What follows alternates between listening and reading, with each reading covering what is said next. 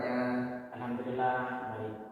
Ini janjian udah ketemu, udah janjian langsung ketemu. Gitu. Perlu saya sampaikan Pak, bahwasanya sesuai dengan janji kita berdua sebelumnya, bahwasanya saya akan melaksanakan sebuah tugas dari program calon guru penggerak, yaitu supervisi Pak. Perlu saya sampaikan juga, proses ini bukan menghakimi dan bukan sesuatu yang benar dan salah itu yang mana, seperti itu. Intinya dalam proses ini kita sama-sama belajar untuk pengembangan kompetensi guru, di mana yang kurang baik nanti akan lebih baik. Mungkin agak kaget ya Pak, gimana kok bisa ini, kok sudah mau supervisi duluan ini, kepala sekolahnya aja belum, seperti itu. Ya. Gimana Pak perasaannya Pak? Perasaannya senang, ya sekaligus saya juga kaget ini. Dengan adanya refleksi ini juga bisa menjadikan refleksi untuk diri saya. Dengan adanya supervisi ini juga dapat menjadikan refleksi untuk diri saya supaya lebih baik ke depannya. Ya. Dan juga dapat meningkatkan dan mengembangkan kompetensi yang saya miliki. Kompetensi guru ya Pak. Ya. Untuk Pak, untuk ke depan ini kapan saya bisa melakukan supervisi ini? Saya ada jadwal di kelas itu Rabu jam pertama. Oke, berarti kita janjian Rabu nanti besok Rabu. bisa. Ya, Rabu bahwasanya kita akan melakukan supervisi ini. Jam sebelumnya Pak, saya akan melakukan istilahnya, kalau bahasa gaulnya talkshow, wawancara gitu. Kalau bahasanya, bahasa konvensionalnya adalah wawancara pra observasi, di mana nanti kita akan melewati observasi itu. Untuk mapelnya nanti apa Pak? Saya kebetulan guru PAI di sini, Pendidikan Agama Islam dan Berarti. Nanti itu yang akan saya sampaikan kepada anak-anak itu tentang materi. Kebetulan materi kemarin sudah selesai tentang bab perbuatan buruk atau bab akhlak mazmumah. Saya ini berlanjut kepada bab selanjutnya tentang bab yaitu al-kulliyat al-hamsah, yaitu 5 prinsip dasar hukum Islam. Seperti itu yang akan disampaikan kepada anak-anak. Tujuan pembelajarannya? Tujuan pembelajarannya itu tentang materi ini, pertama, peserta didik atau siswa dapat menganalisis macam-macam materi dari al-kulliyat al-hamsah ini. Dan yang kedua, peserta didik dapat menganalisis implementasi bab materi kuliah al-hamsah ini. Kira-kira untuk area pengembangan yang hendak dicapai itu apa aja Pak di proses ini? Oh, pengembangan. Ya, area pengembangannya itu. Pengembangannya itu pertama, untuk area pengembangan yang hendak dicapai itu adalah dengan mengembangkan kemampuan intelektual ya, dengan cara menyampaikan materi al-kulliyat al-hamsah ini ya, dengan cara yang mudah dan dapat dipahami, seperti itu. Dengan menyajikan kegiatan pembelajaran yang berdiferensiasi sesuai dengan kebutuhan siswa. Untuk pengembangan sosial emosionalnya juga diangkat Pak di situ. Iya, juga bisa di sini dengan cara mengembangkan sosial emosionalnya dalam meningkatkan kemampuan emosional siswa dalam menghadapi siswa yang memiliki keberagaman kemampuan. Karena anak-anak itu keberagamannya itu bermacam-macam. Ya. Ya, ada yang langsung dijelaskan itu langsung nyantol, langsung paham. Ada yang masih, ada yang sangat mudah. Diulang-ulang, ya. Harus sabar berarti Kak aja. Harus sabar. Kira-kira Pak, apakah ada strategi tertentu untuk proses pembelajaran ini? Persiapannya lah. Yang jelas pasti ada seperti itu. Yang pertama yang mungkin yang perlu dipersiapkan masalah strategi, yaitu yang pertama mungkin dipersiapkan masalah modul seperti itu. Perangkat pembelajaran seperti itu jelas sudah. Ya. Karena kalau guru tanpa perangkat itu ya Tidak punya senjata. Ya seperti itu sudah. Yang kedua yaitu guru juga memberikan contoh nyata agar siswa itu dapat mampu menyelesaikan atau dapat mengimplementasikan dari materi ini dalam kehidupan sehari-hari. Apakah juga menyiapkan yang lain mungkin? Ada juga mungkin yang menyiapkan RKPD, evaluasi juga mungkin nanti proyek dari kepada siswa, tugasan.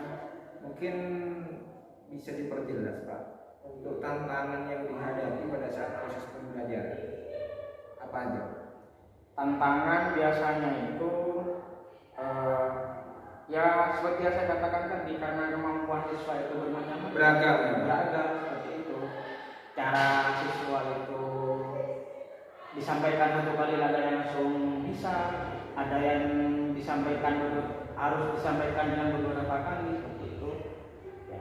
Yang jelas dan juga kendalanya itu apa? Kadang siswa itu ketika disuruh bertanya ataupun disuruh maju untuk mempresentasikan hasil dari yang diperoleh, materi yang akan diperoleh, kurang percaya diri, takut dan maju. Itu nanti akan diangkat ya Pak di sini di saat proses belajar.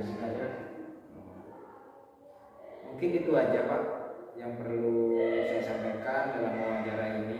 Nanti pada saat observasi kita bisa bertemu lagi di hari Rabu.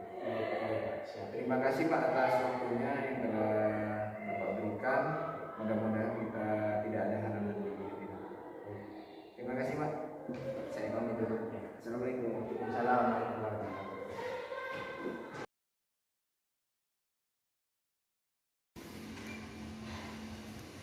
Baik, assalamualaikum warahmatullahi wabarakatuh. Waalaikumsalam warahmatullahi wabarakatuh. Anak-anakku semua, sebelum kita mulai pelajaran kita pada pagi hari ini, alangkah baiknya marilah kita berdoa terlebih dahulu. Mudah-mudahan apa yang kita pelajari diberikan manfaat dan barokah. Berdoa dimulai.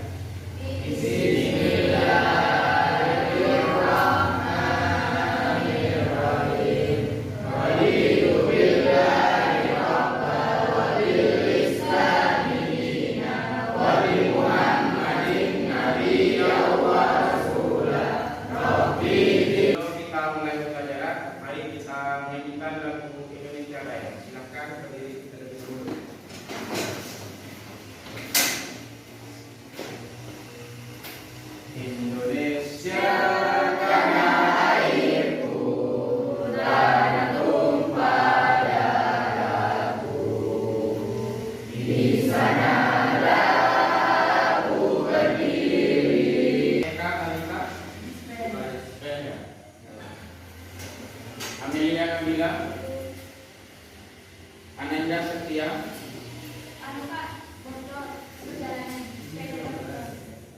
Anang Hermawan. Minggu kemarin kita sudah bahas tentang apa? Akhlak mazmumah. Akhlak mazmumah kemarin kita sudah bahas. Sekarang yang akan kita bahas pada pertemuan kita pada pagi hari ini yaitu tentang bab apa? Al-Kuliah.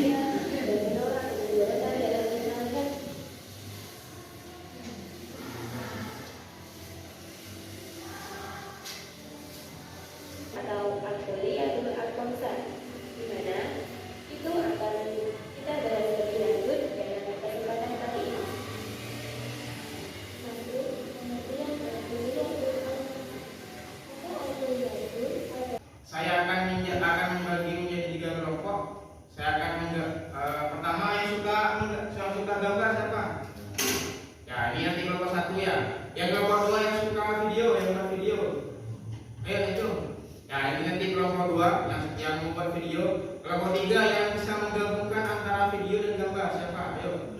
Ya, ini berarti kelompok 3 ya. Nah, sekarang ayo untuk kelompoknya. Untuk kelompoknya. Kelompoknya sekarang.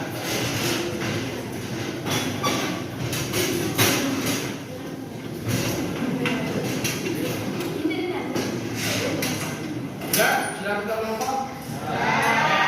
Jadi sekarang tugasnya kalian itu apa? Pertama, kelompok 1 yaitu karena sudah gambar, silakan membuat materi. Sebenarnya ini sama, tetapi hanya bentuk dan modelnya yang berbeda tentang penugasannya.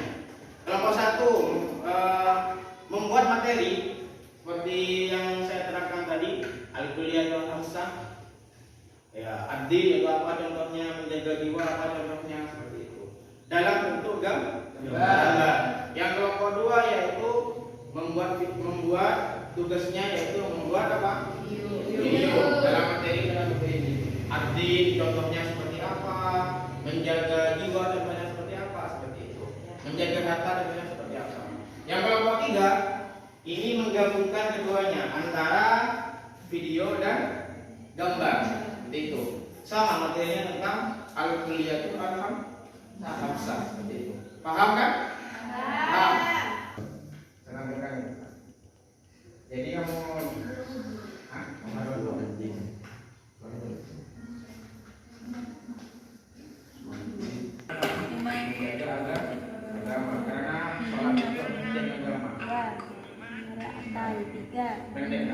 memelihara agama, 4 memelihara keturunan, 5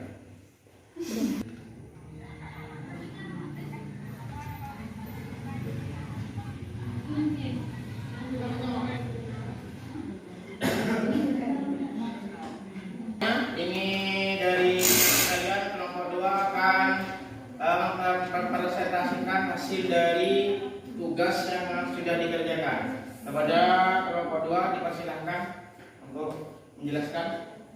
Assalamualaikum warahmatullahi wabarakatuh. Waalaikumsalam warahmatullahi wabarakatuh. Kami dari kelompok 2 akan menjelaskan hasil kerja kami. 5 prinsip dasar hukum Islam. 1. Yang pertama, hifdzun nafis, memelihara jiwa atau diri. Yang kedua,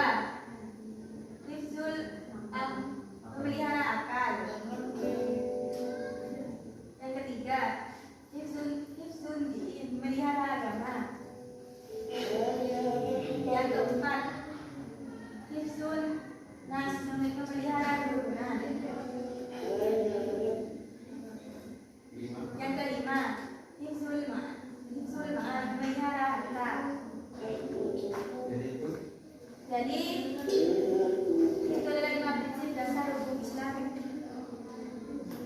yang terdiri dari 5 prinsip. Sekian ada demikian. Apakah ada yang ditanyakan? Assalamualaikum warahmatullahi wabarakatuh. Waalaikumsalam warahmatullahi wabarakatuh. Di sini saya tidak bertanya, tapi menanggapi. Saya akan menanggapi yang dijelaskan barusan. Jadi saya berharap dari 5 prinsip tadi tidak sekedar hanya disimak saja, tapi untuk bisa diaplikasikan ke dalam sehari-hari agar bisa mendapatkan namanya dari 5 prinsip dasar. Apa ada yang ingin ditanyakan lagi? Sekian, jika tidak ada, sekian. Kelompok 1 yang akan mempresentasikan hasil dari tugasnya. Silakan kepada kelompok 1 untuk maju ke depan.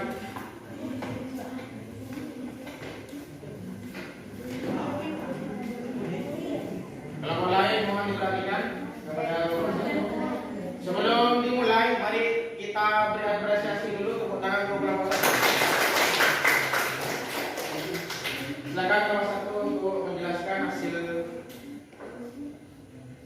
dari tugasnya. Assalamualaikum warahmatullahi wabarakatuh. Waalaikumsalam warahmatullahi wabarakatuh. Kami dari kelompok 1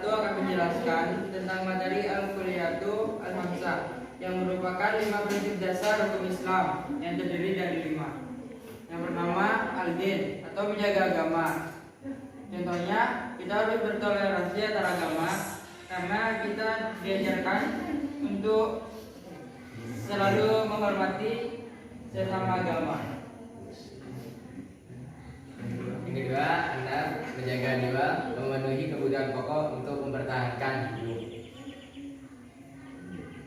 Yang ketiga, al-aqal, menjaga pikiran, diharamkan minum minuman keras. Yang keempat, Anas, menjaga keturunan, disyariatkan menikah, diharamkan untuk berzina. Yang kelima, almar, menyedekahkan sebagian harta dan diharapkan bagi siapapun untuk mencuri harta orang lain. Sekian penjelasan dari ilmu kami. Apakah ada yang ingin menanggapi atau bertanya? Silakan yang mungkin menanggapi. Silakan. Cukup? Bagaimana? Cukup? Cukup? Cukup jelas. Kalau sudah diakhiri. Baik, saya akhiri presentasi hari ini. Assalamualaikum warahmatullahi wabarakatuh.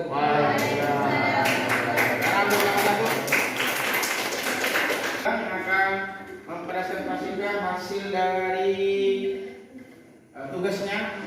Silakan untuk kelompok 3 untuk bisa menjelaskan.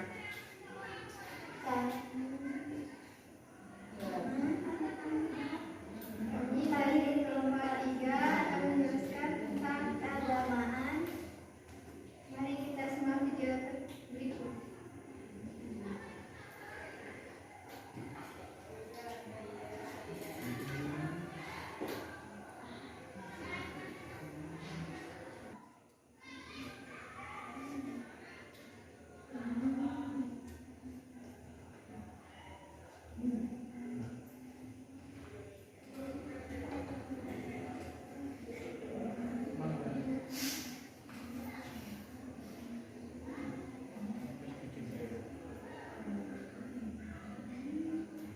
Jadi maksudnya dari video kelompok 3 ini menjelaskan bagaimana video ini menerapkan bahwa ini adalah video video pendek dalam kehidupan sehari-hari. Ketika kita sudah memasuki jam istirahat jam kedua, apabila mendengar suara azan dikumandangkan di masjid, maka bergegaslah untuk apa? Melaksanakan sholat. Yang namanya melaksanakan sholat itu termasuk apa? Kewajiban, termasuk menjaga agama. Menjaga agama juga termasuk apa? Al-kulliyatul khamsah yang satu, yaitu menjaga agama. Kalau agama kita dijaga dengan cara sholat, sholat itu adalah tiang agama. Kalau kita tidak menjalankan sholat, berarti sama dengan merobohkan agama. Jadi ini maksudnya dari presentasi kelompok 3. Ya, seperti itu. Ada tanggapan dari kelompok lain mungkin? Tanggapan dari kelompok lain? Tanggapan? Saya ucapkan terima kasih kepada semua kelompok yang telah mempresentasikan hasil dari tugas kalian. Pertama yaitu membentuk mengaplikasikan sebuah karyanya dalam bentuk gambar. Yang kedua dalam bentuk video. Yang ketiga yaitu menggabungkan keduanya, yaitu menggabungkan antara video dan gambar tentang materi yang kita pelajari ini. Jadi dari penjelasan temannya yang saya tangkap barusan ini, kita dapat merefleksi bahwa apa? Bahwa yang namanya menjaga agama al-kulliyatul khamsah itu bukan hanya apa? Sholat, tetapi apa? Menjaga diri kita, menjaga harta kita, menjaga apa lagi? Akal pikiran kita, itu juga termasuk prinsip dasar dalam agama Islam. Yang namanya menjaga jiwa, menjaga harta, Menjaga harta dengan contohnya dengan apa? Tidak boros dalam membelanjakan uang yang kita miliki. Kita juga dianjurkan bersedekah. Karena apa? Karena harta yang kita miliki itu adalah sebagian ada haknya orang lain itu disedekahkan seperti itu. Ya, itu adalah cara menjaga harta. Jadi itu anak-anak pertemuan kita pada hari ini. Mungkin ada pertanyaan? Tidak ada? Tidak ada? Kalau tidak ada, karena waktunya sudah pas jam 8:30, saya akhiri. Mari kita tutup dengan membaca doa. Bismillahirrahmanirrahim. Subhanakallahumma wa bihamdika asyhadu an la ilaha illa anta astaghfiruka wa atubu ilaik. Kurang lebihnya mohon maaf. Assalamualaikum warahmatullahi taala wabarakatuh. Waalaikumsalam warahmatullahi wabarakatuh.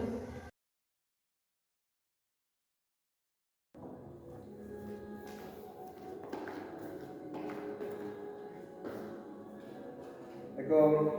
Salam. Bagaimana Pak kabarnya? Alhamdulillah baik Pak. Ini kita berjumpa lagi di pasca observasi Pak atau supervisi. Bagaimana Pak perasaannya setelah Bapak melewati kegiatan seperti yang kita lakukan kemarin itu yang di hari Rabu? Perasaan saya itu sekarang bahagia. Ya. Bahagia karena apa? Karena dengan adanya observasi ini saya itu bisa mengetahui, bisa mengukur sebagaimana kemampuan saya itu ketika mengajar atau memberikan materi di kelas. Kira-kira Pak, pada saat pembelajaran itu hal-hal baik apa yang perlu Bapak pertahankan? Yang pertama itu hal baik yang perlu saya pertahankan itu memberikan motivasi kepada murid siswa, menyampaikan materi secara jelas, mudah, dapat dipahami dan menyajikan kegiatan pembelajaran itu yang bersifat diferensiasi. Ya, berdiferensiasi Secara sesuai dengan kebutuhan siswa. Ya, dengan kebutuhan. Dengan hal itu Pak, kiranya kan Bapak sudah melewatinya. Ya. Apa yang perlu ditingkatkan untuk keberhasilan? Maksudnya Bapak sudah melewati ini, kira-kira apa yang perlu ditingkatkan untuk mempersiapkan dalam proses pembelajaran ini?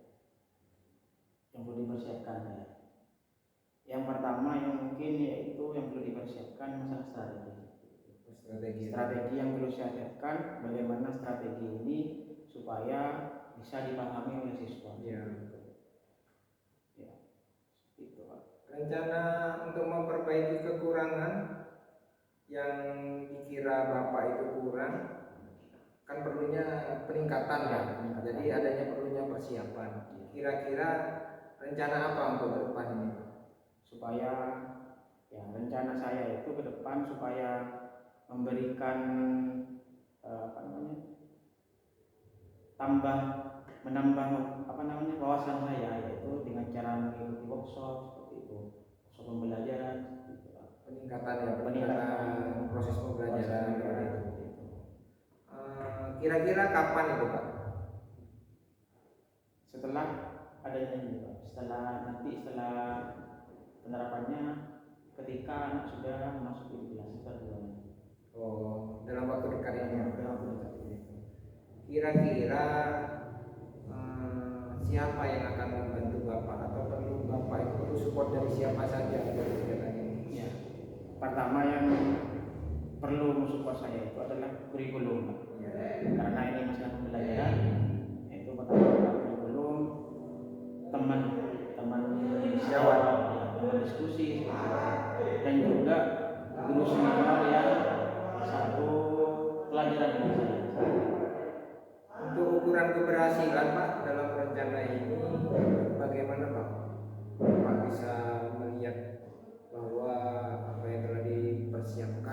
Bapak lakukan untuk aspek pengembangan ini, ukuran keberhasilannya itu dilihat dari mana?